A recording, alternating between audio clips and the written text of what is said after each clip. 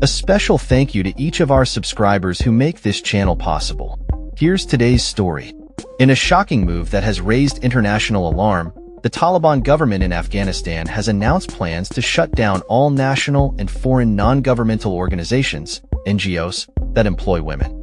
This decision comes 2 years after the regime first ordered NGOs to suspend the employment of Afghan women, citing alleged violations of Islamic dress codes.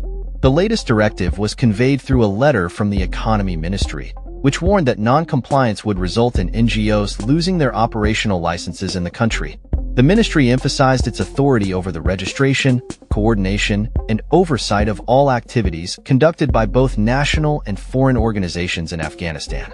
This latest order signals a further tightening of the Taliban's grip on civil society and represents a significant setback for women's rights in the nation. The letter explicitly states that all female employment in institutions not under Taliban control must cease immediately. Failure to cooperate would lead to the cancellation of all activities and licenses of the offending institutions. This directive comes amid reports from the United Nations Security Council indicating that a growing number of female humanitarian workers in Afghanistan are being obstructed from performing their duties, despite the critical need for humanitarian assistance in the country. Tom Fletcher, a senior UN official, noted that the percentage of humanitarian organizations reporting interference from the Taliban's morality police has risen alarmingly. The Taliban has consistently denied allegations of hindering aid agencies or interfering with their operations. However, their policies have effectively barred women from numerous professions, relegated them to limited public spaces, and excluded them from education beyond the 6th grade.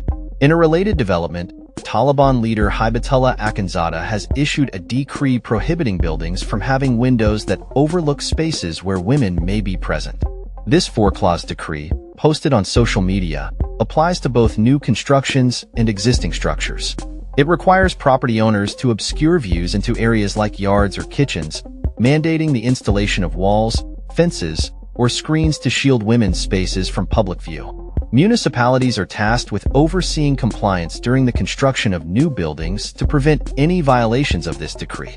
The impact of these policies on Afghan women and society as a whole cannot be overstated.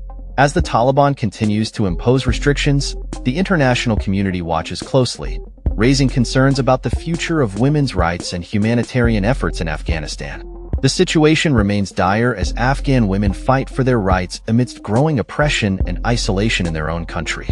This latest crackdown on women's employment in NGOs is just one of many troubling signs that the Taliban's rule will continue to be marked by a significant erosion of rights and freedoms. That's all for this story. We upload videos every day covering many different subjects, so hit that subscribe button to stay informed. Thanks for watching.